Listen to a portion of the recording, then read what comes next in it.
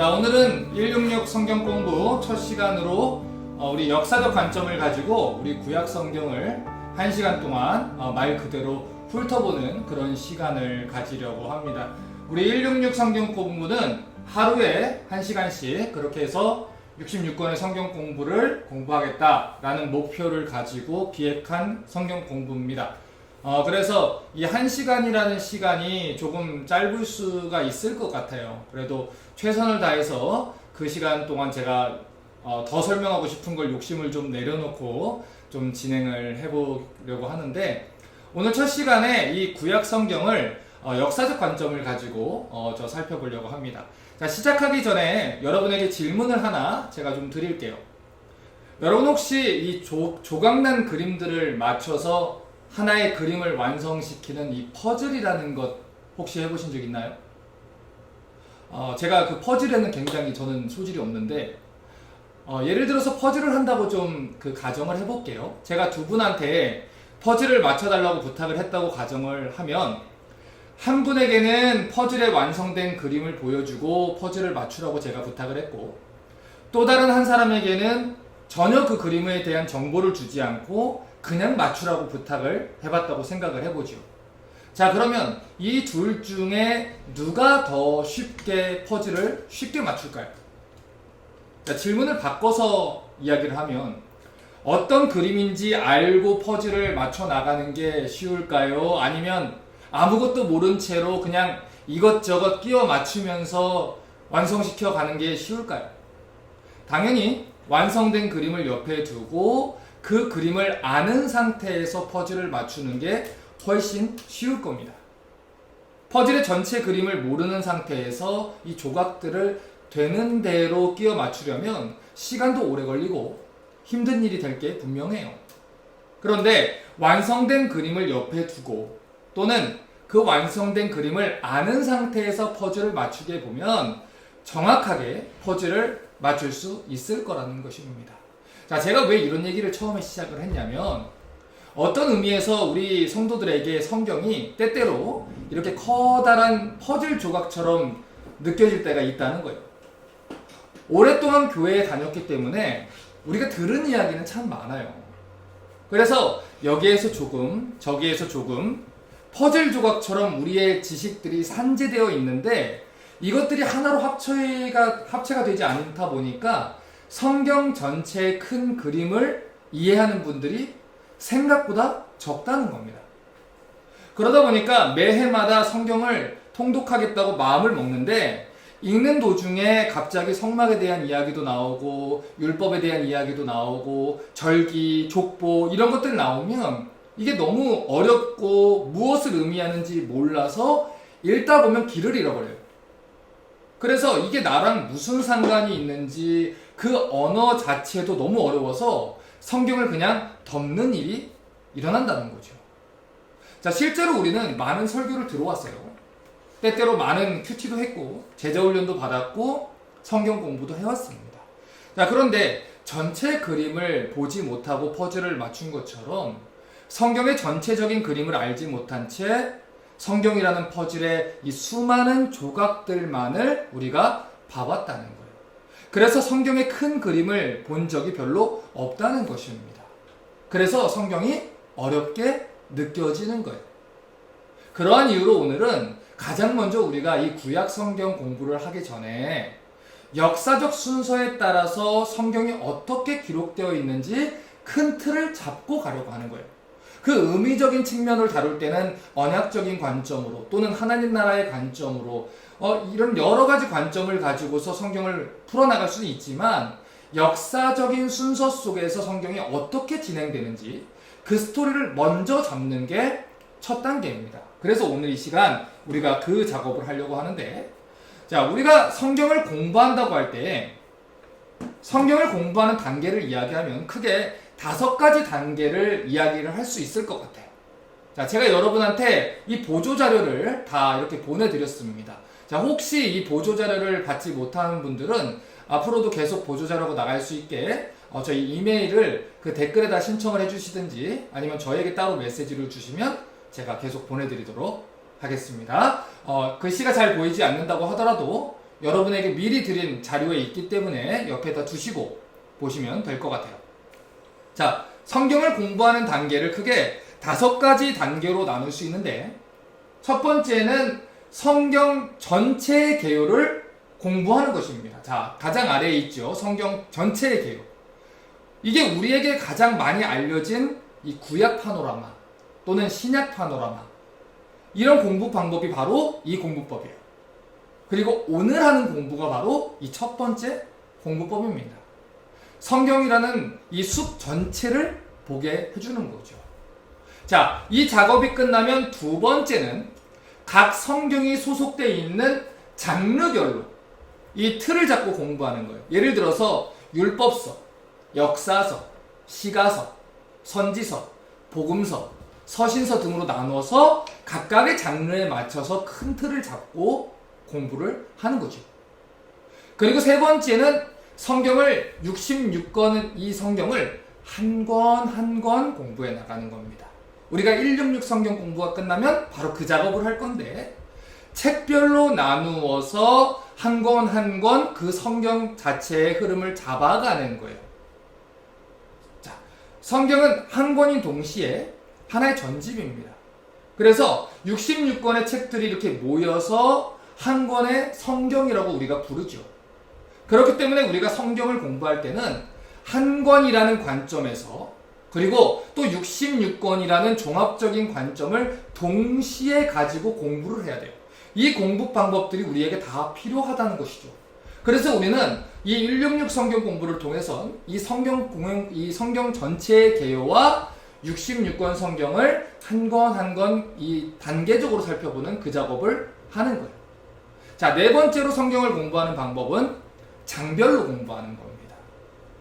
이 장별로 166 성경 공부가 끝나면 각 권을 한 주에 한 장씩, 예를 들어 창세기 1장, 다음 주는 2장, 그 다음 주는 3장, 이렇게 장별로 공부해서 조금 더 깊게 공부를 하고, 마지막으로 5번째 이 방법은 장별로 공부를 끝낸 뒤에 단락별로, 그리고 절별로 구문들과 단어들을 하나하나 자세하게 공부하는 방법이에요.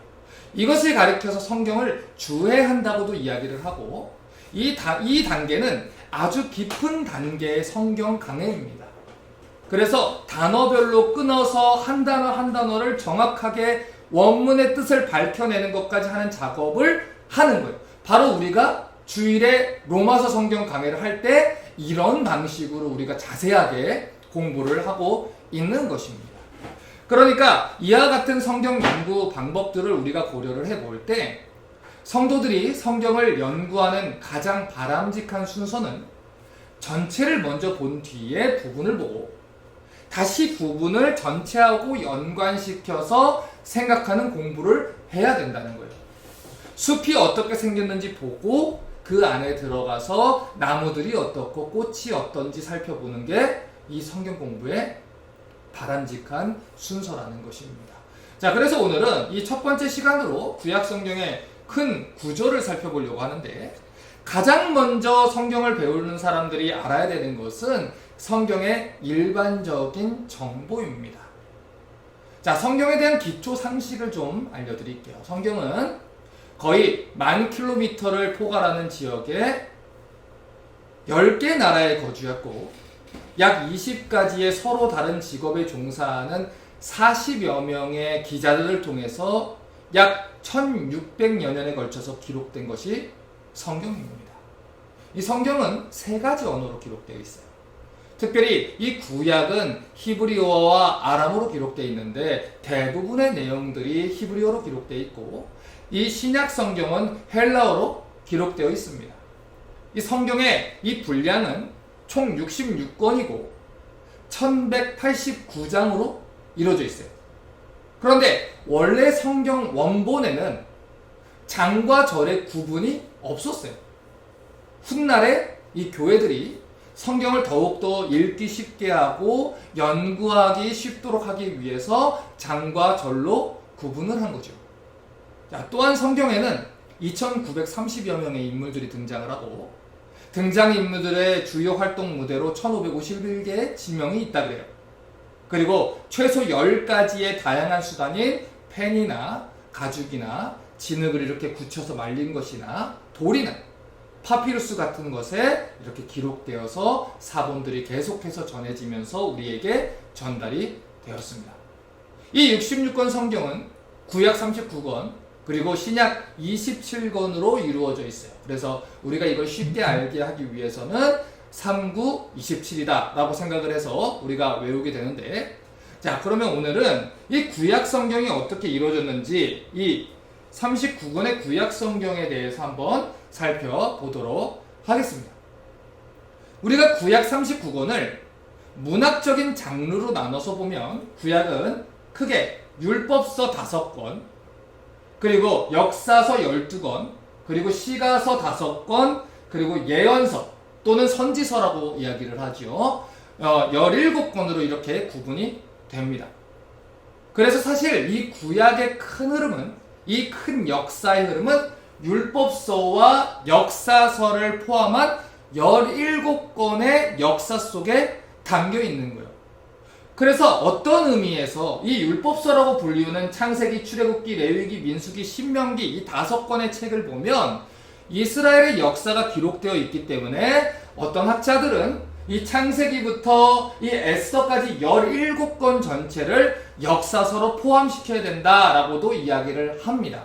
그런데 특별히 이 5권, 처음 창세기부터 신명기까지의 이 말씀이 율법에 대해서 기록하고 있기 때문에, 또 특별히 모세가 기록했기 때문에 모세오경 또는 율법서다라고 이렇게 얘기를 한다는 거예요. 자, 그러면 이 역사 이야기는 17권이 다룬다고 이야기를 했다면 나머지 욥기부터 말라기까지의 이 시가서와 선지서의 내용들은 어떤 역할을 하고 있을까요? 이 시가서와 선지서의 역할들은 이 구약의 역사 이야기를 보충을 하고 있다는 거예요. 그러니까 주된 구약의 역사 이야기는 창세기부터 이 에스더까지 17권의 성경에 담겨 있는 것이고, 그 뒤에 기록되어 있는 이 욥기부터 말라기까지의 나머지 22권은 구약 성경의 역사 내용을 보충하고 있다. 이렇게 이해를 하시면 돼요. 처음 우리가 구약을 열면 창세기, 출애굽기, 레위기, 민수기, 신명기 이렇게 5권의 성경이 기록되어 있어요. 그런데 전통적으로 이 5권의 성경을 기록한 사람을 모세라고 이야기를 합니다.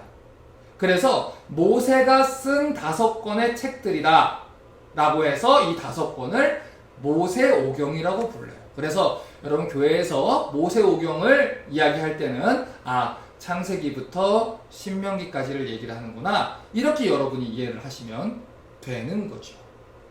이 모세오경에는 하나님께서 하나님의 백성을 부르시고 하나님의 백성들의 거룩한 삶을 위해서 세상 사람들과 구별된 삶을 살게 하기 위해 기록해 놓은 율법이 기록되어 있어요. 그래서 모세오경의 또 다른 별명이 뭐냐면 율법이 기록한 책이다, 율법이 기록된 책이다 해서 율법서다, 이렇게 이야기를 합니다. 이 5권의 율법서는 태초에 하나님이 천지를 창조하신 이야기부터 아브라함, 이삭, 야곱 등의 이 족장들 시대 이야기, 그리고 그들이 모세의 인도로 애굽을 탈출하고 40여 년간의 광야의 생활을 걸쳐서 가나안 앞에 다다를 때까지의 이야기를 다루고 있습니다. 여기까지가 바로 이 모세오경 율법서가 기록하고 있는 내용이에요. 자, 그러면 이 모세오경 뒤에 기록되어 있는 이 내용, 이 책들은 무엇을 이야기를 하느냐? 이 책들이 다루고 있는 기간에는 하나님께서 여호수아를 통해서 이스라엘을 가나안 땅에 정착시키는 그런 내용과 그 이후에 약 400여 년간의 사사들의 시대와 사울과 다윗과 솔로몬의 통일왕국 시대, 그리고 남유다와 북이스라엘이 갈라지게 된 분열왕국 시대에 대해서 다루고 있어요. 그리고 그 마지막 부분에는 BC 722년에 북이스라엘이 아수르 제국에 멸망당하는 것과 BC 586년경에 이 남유다가 바벨론 제국에 멸망하기까지의 그 이야기를 얘기를 합니다. 그리고 그 이후에 바벨론의 지배를 받은 70여 년간의 이야기, 또 페르시아의 지배 아래에서 일부 사람들이 이스라엘 땅으로 귀환해서 예루살렘 성벽과 성전을 재건하는 이야기들이 기록되어 있습니다. 자, 바로 여기까지가 구약의 역사 이야기라는 거예요. 자, 그러면 그 뒤에 기록된 책들은 무슨 이야기를 기록하고 있느냐? 이 12권의 역사서 뒤에는 욥기, 시편, 잠언, 전도서, 아가 이 5권의 시가서가 기록되어 있어요. 시가서가 뭐냐면 시와 노래라는 거예요. 노래 가짜, 한자로 노래 가짜를 써서 하나님을 찬양하는 시와 노래다 이렇게 얘기를 합니다. 이 시가서는요, 주로 다윗과 솔로몬이 쓴 이스라엘의 신앙 체험 이야기가 대부분이에요. 물론 욥의 이야기도 있지만 이 시가서에는 하나님의 백성들이 인생을 살아가면서 삶 속에서 신앙의 문제를 경험하고 체험하고 하나님과 관계를 맺으며 시간을 보냈던 인생의 이야기를 담은 노래들이 기록되어 있습니다. 그래서 이것들을 어떤 신앙 고백의 형태로 이렇게 기록해서 전해주는 책이에요. 그래서 시가서는 하나님의 백성들이 이 신앙을 삶 속에서 체험하고 경험한 내용을 기록했다고 해서 체험서라고도 이야기를 합니다. 이 체험서, 시가서가 기록된 뒤에는 17권의 선지서가 기록되어 있어요. 선지서라는 것은 말 그대로 선지자들이 기록한 책이라는 것입니다. 선지자들의 예언이 기록된 책이라는 것이고 하나님께서 선지자들을 통해서 예언하셨다라고 해서 선지서 또는 예언서라고도 부르는 거예요. 자, 그런데 여기에서 처음 선지서가 시작될 때 이사야, 예레미야, 애가, 에스겔, 다니엘 이렇게 나오잖아요. 자, 그런데 여기에서 이 5권을 한자로 큰 대자를 써서 대선지서라고 불러요. 그리고 나머지 12권은 작을 소자를 써서 소선지서라고 불러요. 자, 그런데 이것은 대선지서로 분류된 선지자들은 더 위대하고 소선지서로 분류된 선지자들은 조금 덜 위대해서 그렇게 부르는 게 아니고 기본적으로 선지서의 어떤 분량 때문에 그렇게 부르고 있는 것입니다. 그래서 실제로 이사야서는 66장이 되죠. 그런데 이 66장의 이 분량, 전체 분량을 보면 소선지서 12개를 합친 양과 비슷해요. 자, 그러면 제가 문제를 좀 드릴게요. 성경에서 가장 많은 분량을 가지고 있는 책이 어떤 책인지 아십니까? 정답은 예레미야예요. 자, 어떤 분은 이사야라고 얘기했을 것이고 어떤 분은 시편이다 라고 얘기했겠지만 정답은 예레미야예요. 예레미야는 52장밖에 되지 않지만 그 분량은 이사야보다 많고 시편보다 많고 소선지서를 다 합친 것보다 많습니다. 그러니까 이 분량 때문에 대선지서와 소선지서를 나눈다는 것을 여러분이 알고 계시기를 바랍니다. 자, 그러면 지금부터는 이 각 책들의 내용을 조금씩 자세하게 살펴보면서 아까 이해가 다 되지 않은 분들은 지금부터 이해를 하시면 돼요. 실제 구약 성경이 말하는 이 각 책이 말하는 구약 역사를 우리가 좀 살펴볼게요. 자, 방금 전에 제가 이 구약 성경의 역사가 창세기부터 에스더까지의 17권의 책을 중심으로 흘러간다는 그런 이야기를 제가 했었습니다. 자, 그런데 조금 더 이거를 실제적으로 세분화시켜서 이야기를 하면 구약의 역사는 이 화면의 가장 윗줄에 있는 이 11개의 책을 중심으로 흘러가요. 나머지 책들은 역사적으로 이 시대에 포함되는 책들입니다. 자, 그러면 이게 무슨 얘기인지 제가 차근차근 설명을 좀 드릴게요. 자, 먼저 창세기를 좀 보겠습니다. 창세기를 기억할 때는 딱 2가지만 하시면 돼요. 이거를 기억하면 창세기가 어떤 얘기를 하는구나 라고 감을 잡으실 수가 있어요. 먼저 4가지 사건, 그리고 4명의 인물. 자, 다시 얘기할게요. 4가지 사건, 4명의 인물. 자, 이거를 기억하셔야 돼요. 창세기의 큰 구조는 1장부터 11장까지에 기록되어 있는 4가지 사건으로 먼저 기록되어 있습니다. 그리고 12장부터 50장까지는 4명의 인물들에 대한 이야기로 구성이 되어 있어요. 4가지 사건, 4명의 인물. 자, 그러면 4가지 사건은 무엇이냐? 창조, 타락, 홍수, 바벨탑.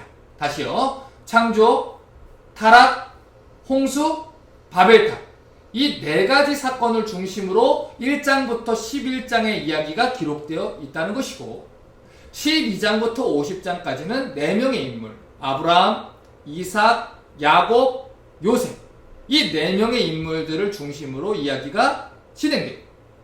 이 창세기에 기록된 4가지 사건의 이야기는 하나님은 어떤 분이시냐, 그분이 천지를 창조하신 이 온 우주의 조성자이시다. 그런데 그 하나님이 인간에게 어떤 일을 해주시느냐, 그럼에도 불구하고 인간은 하나님께 어떤 일을 했느냐, 그리고 또 그럼에도 불구하고 하나님은 인간에게 어떤 은혜와 약속을 베푸셨느냐, 이런 이야기들을 하고 있는 게 4가지 사건의 이야기예요. 그리고 나서 이 4명의 인물 이야기를 통해선 아브라함, 이삭, 야곱, 요셉의 스토리를 통해 죄로 인해 타락한 인간이 어떤 존재가 됐는지, 그럼에도 불구하고 하나님은 그 타락한 인간들에게 주신 구속의 언약을 어떻게 신실하게 지켜나가셨는지를 기록하고 있습니다. 그래서 이 창세기의 메시지를 가만히 살펴보면 이 창세기에는 하나님의 그 신실하심과 하나님의 그 열심과 하나님의 설득하시는 역사가 기록되어 있어요. 그래서 사실 창세기는 진짜 눈물 없이는 볼 수 없는 한 권의 책입니다. 자, 창세기의 이 마지막 이야기는 야곱이 자신의 식구 70명을 애굽에 있는 이 요셉 곁으로 데리고 가서 애굽에 정착하는 것으로 끝이 나게 되죠. 그런데 이어지는 출애굽기 1장을 보면 요셉이 죽고 난 뒤에 요셉을 알지 못하는 새 왕이 일어났다고 얘기해요. 그리고 그 왕이 이스라엘 백성들을 핍박하는 장면으로 시작이 되죠. 그리고 그때부터 히브리 민족은 400여 년 동안 애굽에서 종살이를 하게 됩니다. 그리고 그들을 애굽에서 이끌고 나올 하나님의 종 모세가 출애굽기 2장에서 태어나게 되고, 그 모세가 여러 가지 사건이 있는 중에 40년 동안 광야에서 하나님께 연단을 받고 돌아와서 하나님의 백성들을 이끌고 홍해로 건너서 광야로 들어가게 됩니다.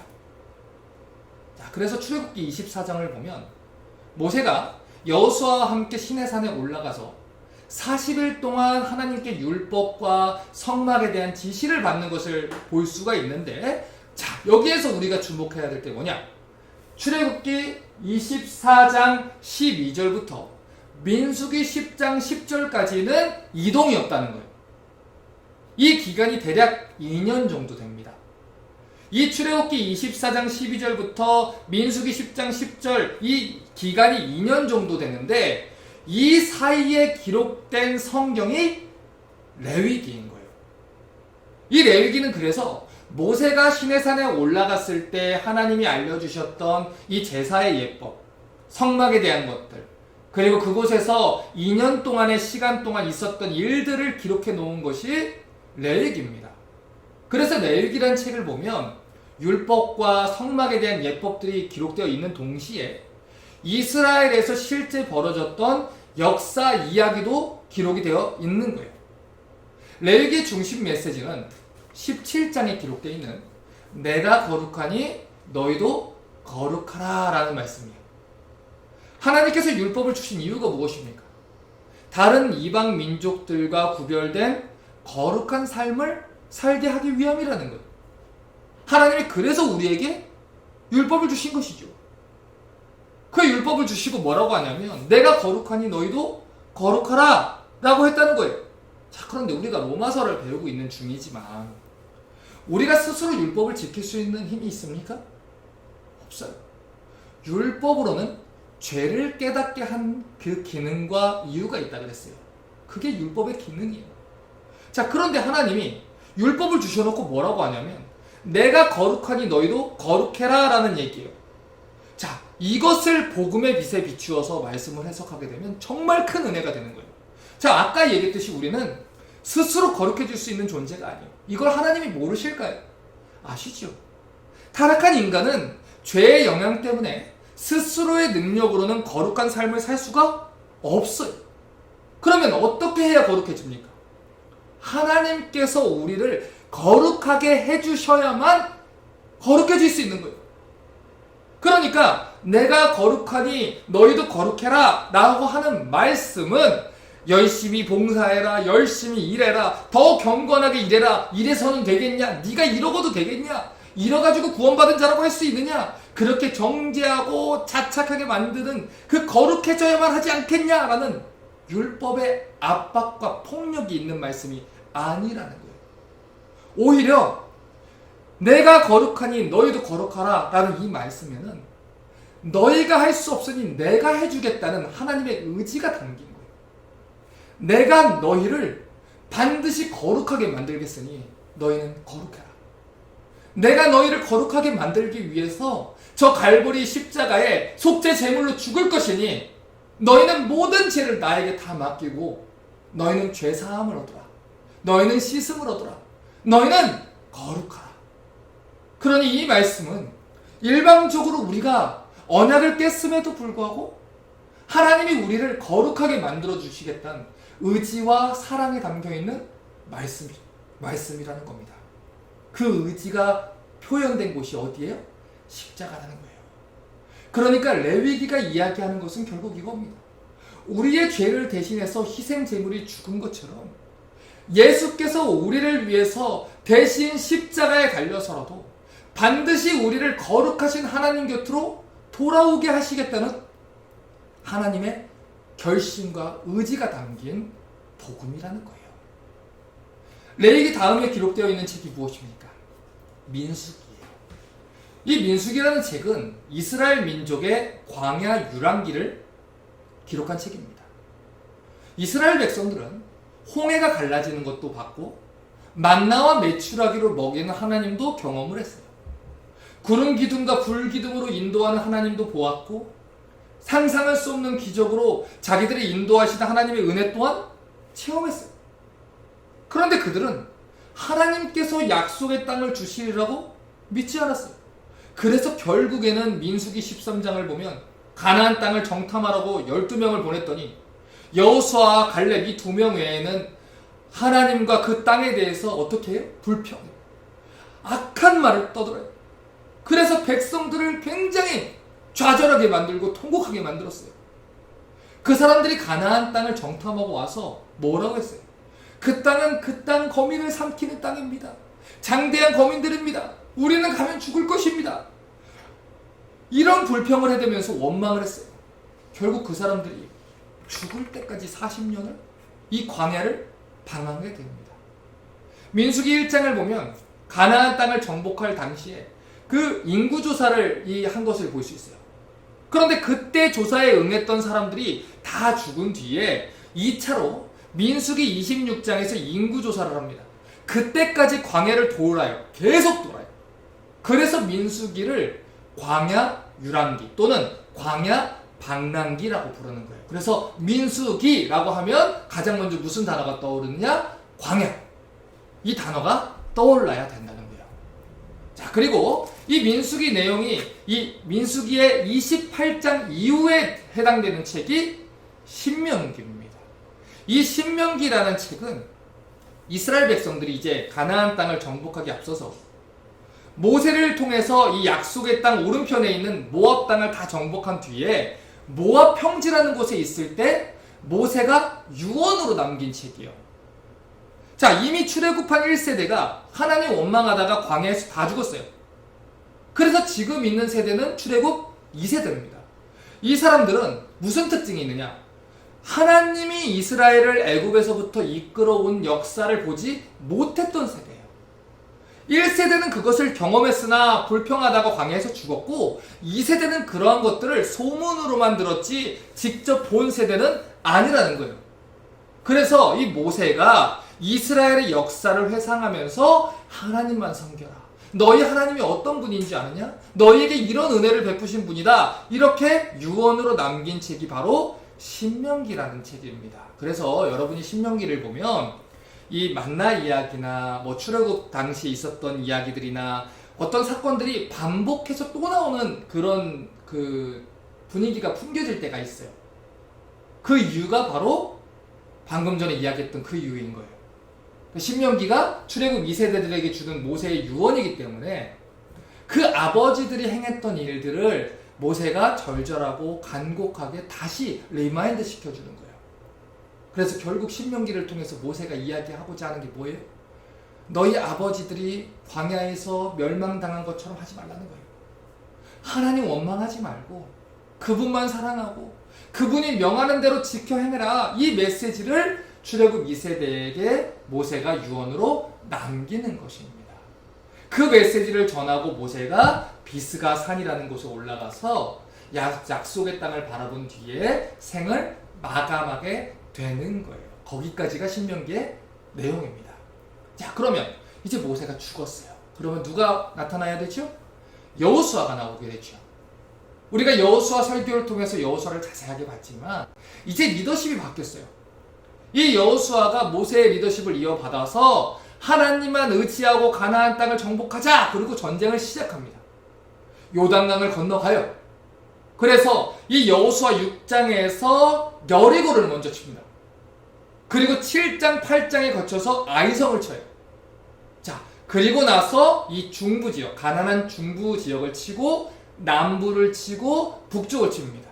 자, 어떻게 외우면 쉽느냐? 여러분 우리 학교 다닐 때 이렇게 체크 표시 아세요? 체크 하시잖아요. 이렇게 맞았다 혹은 알았다 할 때 체크 표시처럼 중부, 남부, 북부입니다. 그렇게 이 여호수아가 가나안 땅을 정복하는 거예요. 중부, 남부, 북부, 중남북. 그리고 나서 12지파에게 약속의 땅을 분배를 해줍니다. 하나님께서 약속하신 가나안 땅을 정복하고 분배하는 이 내용이 바로 여호수아라는 책에 기록되어 있는 거예요. 그 모든 일이 끝난 뒤에 여호수아도 이제 하나님 곁으로 가요. 그런데 그가 여호수아 14장 15절을 보면 뭐라고 얘기하냐면 그의 유언의 핵심이 이런 내용이에요. 하나님만 섬겨라. 나와 내 집은 하나님만 섬기겠다. 다른 신 섬기지 마라. 애굽에 있는 신 섬기지 마라. 가나안에 있는 신 섬기지 마라. 하나님만 섬겨라. 누가 얘기했던 거예요? 모세가 얘기했던 거예요. 여호와만 섬기고 그의 말씀대로 살라는 거죠. 자, 그런데 안타깝게도 이스라엘이 그렇게 살지를 않아요. 그래서 사사기의 어두운 시대를 맞이하게 돼요. 그런데 문제가 뭐냐면 이게 차라리 뭐 3대, 4대 지나고 이런 것도 괘씸한 일이지만 더 괘씸한 것은 여호수아 세대가 죽자마자 이스라엘이 망나니처럼 삽니다. 그 사람들이 하나님을 잊어버리고 애굽에서 가지고 온 우상들을 섬기고 가나안 땅에 있는 사람들과 혼인을 하고 그들의 우상들을 섬겨요. 그래서 그때부터 이스라엘이 이 사무엘상에 나타나는 사무엘을 포함해서 총 13명의 사사들의 통치를 받게 되는데 이 사사들의 시대를 사사기라고 부르는 거예요. 그런데 이 사사기의 별명이 뭐냐면 영적인 암흑기입니다. 왜 암흑기겠어요? 빛으로 나오지 않으니까. 하나님을 찾지 않으니까. 어둠의 행동들을 하고 있으니까. 마귀가 좋아하는 일들만 하고 있으니까. 영적으로 암흑기였다는 거예요. 사사기 2장 8절에서 10절을 보면 이런 기록이 있어요. 여호와의 종 눈의 아들 여호수아가 110세의 죽음에 무리가 그의 기업의 경내 에브라임 산지 가하스산 북쪽 딥낫 헤레스에 장사했고 그 세대의 사람도 다 그 조상들에게로 돌아갔고 그 후에 일어난 다음 세대는 여호와를 알지 못하며 여호와께서 이스라엘을 위하여 행하신 일도 알지 못했더라. 여호와를 잊고 살아요. 여호와께서 무슨 일을 하셨는지 그분이 어떤 은혜를 베푸셨는지도 몰라요. 죄를 짓고 또 심판받고 그래서 사사를 보내서 회복시켜주면 또 죄를 짓고 또 심판받고 하나님의 부르짖고 사사를 보내주시고 또 회복시켜주면 또 죄 짓고 또 심판받는 이런 악순환의 사이클을 돌아가는 게 이 사사시대 시대 사사기라는 것입니다. 그래서 사사기라는 이미지를 떠올리면 어두움이라는 이미지를 떠올릴 수가 있어요. 이 사사기 바로 뒤에 기록되어 있는 책이 룻기인데 룻기는 시대적으로 사사시대에 들어가는 책입니다. 그래서 이 룻기를 여기다가 포함을 시켜놓은 거예요. 왜냐하면 룻기 1장 1절이 이렇게 시작이 돼요. 사사들이 치리하던 때, 사사시대라는 거죠. 당시의 시대상을 이렇게 얘기를 하는 거예요. 자, 그런데 우리 성경을 펴서 룻기 1장 1절에서 2절을 좀 읽어보겠습니다. 자, 룻기 1장 1절에서 2절을 볼게요. 사사들의 치리하던 때에 그 땅에 흉년이 드니라. 유다 베들레헴의 한 사람이 그 아내와 두 아들을 데리고 모압 지방에 가서 우거했는데 그 사람의 이름은 엘리멜렉이요 그 아내의 이름은 나오미요 두 아들의 이름은 말론과 기륜이니 유다 베들레헴 에브라스 사람들이로다. 그들이 모압 지방에 들어가서 거기 유했다. 자, 어디에 흉년이 들었는지 잘 보세요. 유다 베들레헴에 흉년이 들었다고 해요. 여러분, 베들레헴이라는 이름의 뜻은 떡집 혹은 빵집이라는 뜻이에요. 그러니까 옛날 한국의 정서대로 말하면 떡집인 거고 미국의 정서대로 말하면은 이제 빵집이 되는 거죠. 그러니까 그만큼 풍족한 땅이라는 거예요. 그런데 거기에 흉년이 들었다는 거예요. 그러면 그만큼 기름지고 이 풍족한 땅에도 흉년이 들었으면 다른 땅들은 볼 것도 없다는 얘기죠. 그런데 이 사람들이 하나님께서 주신 기업을 지키고 살아가야 되는 책임이 있는 이스라엘 백성들이 하나님이 주신 땅을 벗어나서 하나님 백성들이 이방인들 땅으로 도망갔다는 거예요. 떡집에 양식이 없어요. 하나님의 백성에게 하나님의 말씀이었고 하나님의 백성에게 하나님을 믿는 믿음이 없어요. 그러니까 어디를 기웃거리는 거예요? 자꾸 주변을 기웃거리는 거예요. 하나님이 아니라 하나님을 모르는 이방 민족에게 기웃거리고 세상 방법에 기웃거리는 거예요. 지금도 똑같습니다. 지금 한국이 홍수가 나서 난리라 그러죠. 그런데 여러분, 홍수가 나면 물은 많은데 마실 물은 찾기가 어렵다 그래요. 아이러니하죠.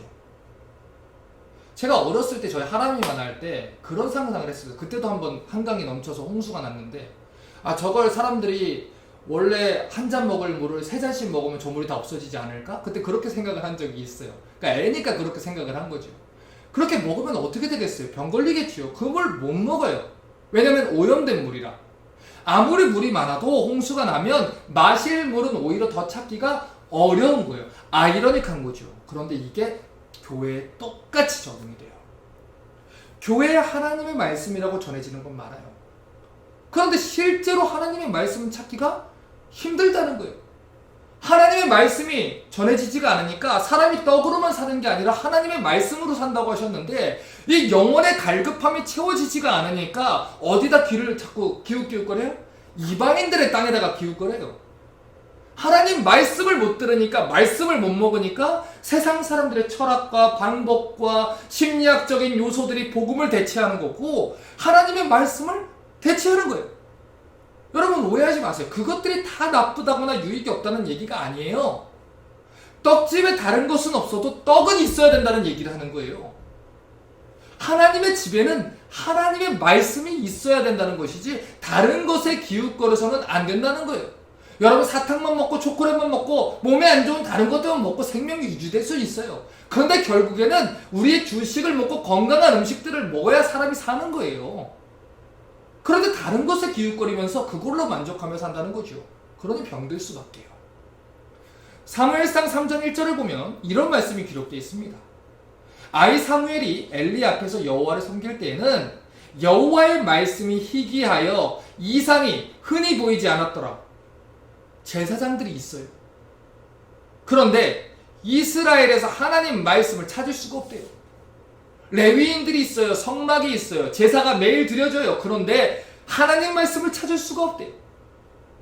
교회가 있어요. 목회자들이 있어요. 그런데 하나님의 말씀을 찾을 수가 없어요. 왜 이런 일이 벌어진다고요? 여호와의 말씀을 가르치라고 했는데 여호와가 누구인지 가르쳐주질 않는 거예요. 여호와가 어떤 일을 행하셨는지 가르치라고 했는데 여호와가 어떤 일을 행하셨는지를 가르쳐주질 않는 거예요. 그래서 그 시대에 여호수아 사람들이 죽고 나서 그 다음 세대가 여호와를 잊어버리고 여호와께서 행하신 일도 다 잊어버렸다는 거예요. 그러니까 하나님의 말씀을 떠난 이스라엘 백성들이 맞이하게 되는 이 참담한 현실을 흉년이라는 이미지로 이 룻기가 보여주고 있는 거예요. 자, 그러면 조금 더 내용을 좀 얘기해 볼게요. 룻기는 이뿐만 아니라 자격 없는 자가 어떻게 하나님 백성이 되는지를 또 얘기하는 책이에요. 자, 아까는 이스라엘 백성 쪽에서 봤으니까 이번엔 룻의 입장에서 보자고요. 룻기 1장 4절을 보면 이렇게 기록합니다. 그들이 모압 여자 중에서 아내를 취했는데 하나의 이름은 오르바요 하나의 이름은 룻이더라. 자, 지금 룻이 어디 여인이래요? 모압 여인이래요. 그런데 신명기 23장 3절을 보면 여호와의 율법에 모압 사람들은 여호와의 총회에 들어오지 못하게 돼 있어요. 그런데 마태복음 1장을 보면 이방 여인인 룻이 어디 들어와 있어요? 예수님의 족보에 들어와 있어요. 어떻게 이런 일이 있을 수 있냐고요? 바로 룻기 3장 9절에 있는 신앙 고백 때문이에요. 자, 보세요. 당신의 옷자락을 펴 당신의 여종을 덮으소서. 자, 지금 다 설명할 수 없지만 간단하게만 설명을 하면 신명기 25장을 보면 계대 결혼법 또는 수혼법이라는 율법이 있어요. 이 율법이 무슨 조항이냐면 형과 형수 사이에 대를 이을 자식이 없으면 동생이 형수의 몸에 들어가서 형의 대를 이어줘야 된다는 얘기예요. 그런데 이 율법을 왜 주셨냐면 창세기 3장과 아브라함에게 주셨던 약속의 후손을 잇기 위해서, 그 언약의 후손을 이어나가기 위해서 하나님이 주신 겁니다. 그런데 룻은 이방 여인이었어요. 그런데 이 율법에 순종을 했다는 거예요. 룻기 3장 10절을 보면 이렇게 얘기합니다. 가로되 내 딸아 여호와께서 내게 복 주시기를 원하노라. 내가 빈부를 물러나고 연소한 자를 쫓지 아니하였으니 너의 베푼 인애가 처음부터 나중에 더하도다.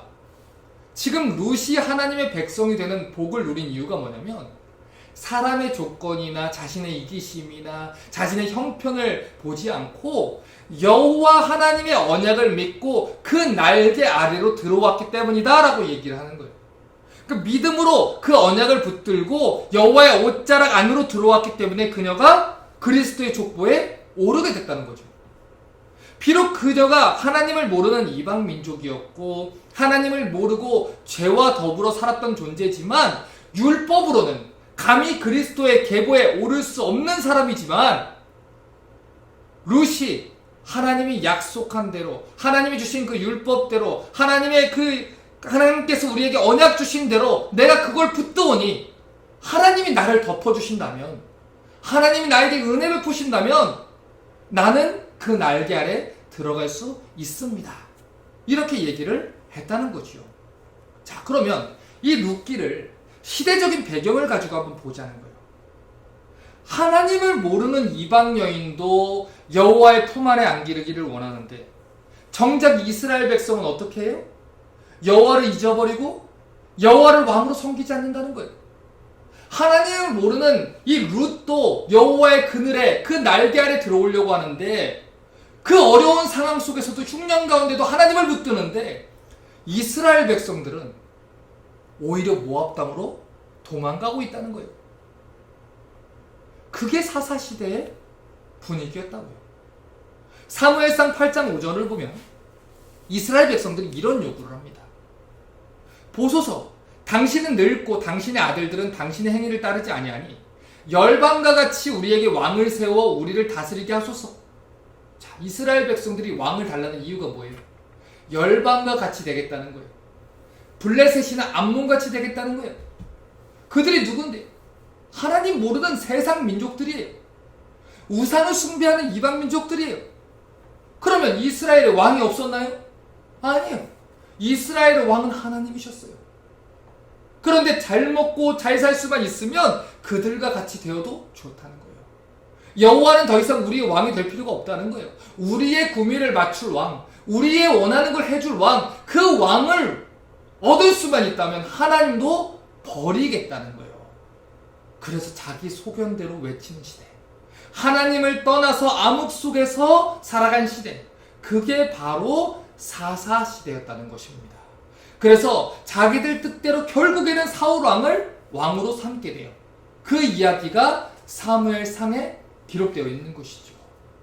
자, 그래서 사무엘상 초반의 이야기를 보면 처음 사울 왕이 겸손하게 이 왕의 직무를 감당을 해요. 그런데 얼마 되지 않아가지고 13장만 가도 사울이 범죄하죠. 제사장이 아닌데 제사를 드리고 하나님이 정하신 율법을 지키지 않아요.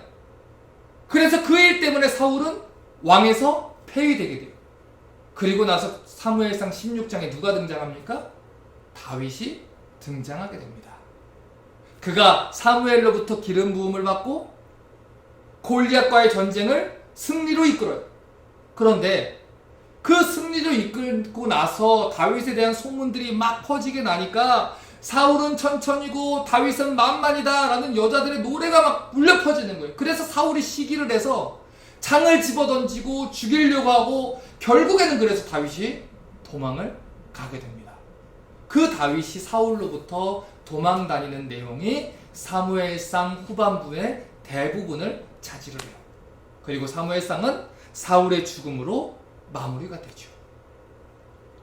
그러면 사무엘하는 어떤 내용을 다루느냐? 사무엘하는 다윗 왕국이 어떻게 형성되는지를 보여주는 책이에요.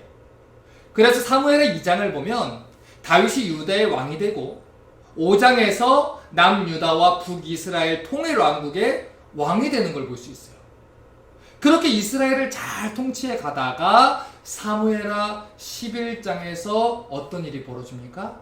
밧세바와 간음을 범하게 됩니다. 그때부터 다윗에게 비극이 일어나요. 아들들에게 쫓겨다니고 곳곳에서 반역자들이 일어나서 고통당해요. 그러한 다윗 왕국의 이야기를 다룬 게 사무엘하라는 책입니다. 그 다음으로 기록되어 있는 것은 열왕기상이에요. 열왕들의 이야기란 뜻이죠.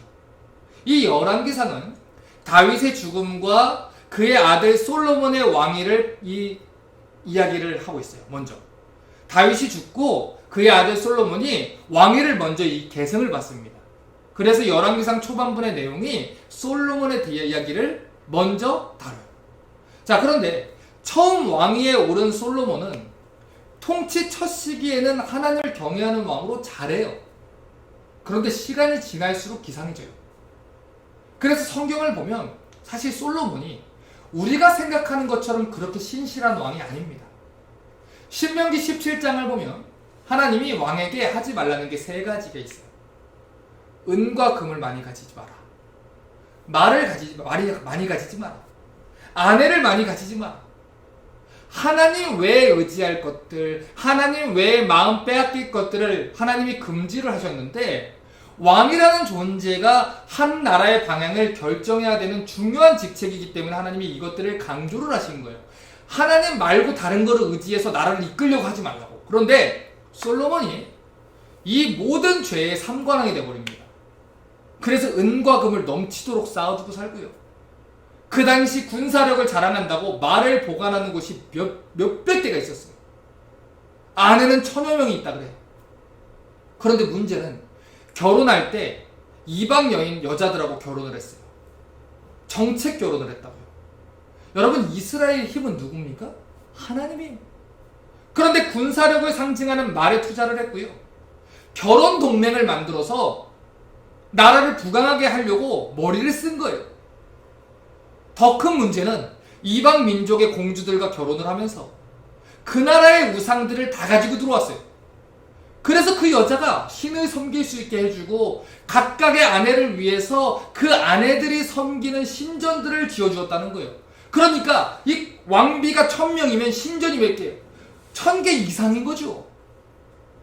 그러니까 이 모든 것은 신명기 율법이 철저하게 금지하고 있는 이 우상 숭배를 솔로몬이 어겼다는 얘기를 하는 거예요. 사실 그래서 이스라엘이 그의 열왕기 이 기록 통해서 그 모든 우상들을 섬기는 배후에는 솔로몬이 있어요.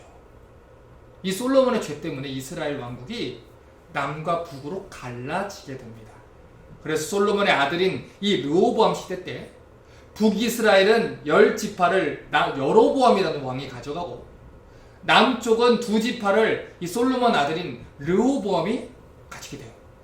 그래서 그때부터 북이스라엘은 아시리아한테 멸망할 때까지 19명의 왕들이 다스리고 남유다는 바벨론에게 멸망될 때까지 20여 명의 왕이 다스리게 됩니다. 그래서 이 열왕기 상하는 왕들의 이런 이야기들을 기록해 놓은 책이에요. 자, 그리고 나서 그 뒤에 기록되어 있는 이 역대상, 역대하 이 책은 바벨론 포로기를 지난 이후에 쓰인 책인데, 이 역대상하는 포로 시대를 통해서 정체성을 잃어버린 이 유대인들, 이 70여 년의 시간 동안 자기 정체성을 잃어버린 유대인들한테 이스라엘의 뿌리가 어디 있는지, 자기들은 하나님의 선택받은 백성이고 다윗의 후손이라는 민족의 자긍심을 심어주는 데 목적이 있었어요. 그래서 심플하게 표현을 해드리면 역대상하는 이스라엘 어떤 족보 같은 그런 느낌인 거예요. 그래서 역대상을 보면 처음부터 족보 이야기가 쭉 나오는 거죠. 이 역대상 이야기는 특히 다윗 왕국에 초점을 맞추고 있습니다. 왜요? 다윗 왕국의 그 영광스러웠던 이야기, 우리가 이런 민족이었다, 이것을 가르치는데 목적이 있다는 거죠. 그래서 이 역대상은 다윗이 등장하는 사무엘상 중반부부터 사무엘 하까지의 다윗 왕궁에 초점을 맞추고 있습니다. 그래서 때때로 비슷한 이야기가 나오는 것 같은 걸 우리가 볼 수 있는 거죠. 그리고 이 역대하를 보게 되면 이스라엘 후손들에게 전해줄 왕들의 이야기를 다시 기록을 해놓은 거예요. 그래서 여기에는 이 열왕기상, 열왕기하 여기에 기록되지 않는 내용들도 기록되어 있고 열왕기상하에 기록되어 있는 내용도 철저하게 조사해서 민족의 이야기를 전달하려고 한 겁니다. 그래서 이스라엘의 왕들의 이야기를 우리가 제대로 이해하려면 어떻게 해야 되겠어요? 열왕기상하어 그리고 역대상하를 같이 봐야 이것이 완성이 된다는 것이죠. 자, 그러면 그 다음에 기록되어 있는 이 에스라라는 책에 대해서 살펴보겠습니다. 자, 안 끊겼나요? 괜찮아요? 괜찮아요? 네, 에스라라는 책에 대해서 살펴볼게요. 이 북이스라엘은 이 아수르에 의해서 멸망당한 뒤에 다 뿔뿔이 흩어져 버려요. 그런데 남유다는 3번에 걸쳐서 귀환을 합니다. 역사를 보면 남유다 백성들을 포로로 끌려갔던 이 바빌로니아라는 제국을 페르시아 제국이 정복을 해요. 그런데 페르시아 초대 왕인 이 키루스, 성경에는 고레스라고 기록되어 있어요. 이사야 45장을 보면 하나님이 이 고레스 왕에 대해서 예언한 대로 이 고레스가 70년의 포로 생활을 마친 유다 백성들을 풀어주게 됩니다. 그리고 유다 백성들이 다시 고향으로 돌아가서 성전을 세우도록 다시 모든 지원을 해줘요. 그래서 이때부터 3번에 걸쳐서 포로로 끌려갔던 사람들이 예루살렘으로 돌아오는 사건이 벌어지게 되는데 이것을 포로 귀환 사건이다 라고 불러요. 이스라엘 백성들이 예레미야 선지자가 예언한 것처럼 70여 년의 포로 생활을 마치고 돌아오는데 1차 포로 귀환 지도자는 스룹바벨이에요. 2차는 에스라입니다. 3차는 느헤미예요. 다시요. 1차는 스룹바벨, 2차는 에스라, 3차는 느헤미야. 자, 첫 번째 포로 귀환을 이끌었던 스룹바벨이 맡은 이 주요 임무는 무너진 성전을 재건하라라는 거였어요. 그런데 예전에 솔로몬 성전의 영광을 봤었던 이 노인들이 힘 빠지는 소리를 하는 거예요. 옛날에는 백향목으로 성전을 지었는데 지금은 볼품없는 나무로 지었다 그러면서 불평하고 엄마가 또 울기도 하고 이래서 뭐 이런저런 일이 벌어져요. 그래서 성전 짓는 게 중단이 됩니다. 그래서 하나님이 누구를 보내요? 학개와 스가랴 선지자를 보내신 거예요. 우리가 이전에 학개 설교를 들었었죠. 우리 학개 설교를 들어보시면 거기에 자세한 내용을 제가 설명을 해놨어요. 혹시 안 들으신 분들은 들으십시오. 학개와 스가랴 선지자가 계속해서 전한 내용이 뭐였어요? 성전을 재건해라. 그래서 결국에는 이 두 선지자 메시지의 힘을 얻어서 이스라엘 백성들이 성전을 다시 지은 거예요. 그리고 스룹바벨 다음으로 포로들의 2차 귀환을 이끌었던 사람이 에스라인데 에스라의 임무는 율법을 가르치라는 거였어요. 이 율법에 정통했던 학자 에스라가 포로 생활 동안 하나님의 말씀을 제대로 모르고 잊고 살았던 사람들한테 율법을 해석하고 가르쳐서 회개하게 합니다. 그래서 에스라서는 1, 2차 포로 귀환 지도자인 이 스룹바벨과 에스라의 이야기를 다루고 있어요. 포로들이 귀환할 때의 일과 성전을 재건하는 일을 이야기를 하고 있죠. 이러한 두 지도자를 중심으로 이스라엘 백성들이 성전을 다시 지은 거예요. 그리고 이 1차, 2차 이 포로 귀환 사이에 에스더의 이야기가 기록되어 있는 것입니다.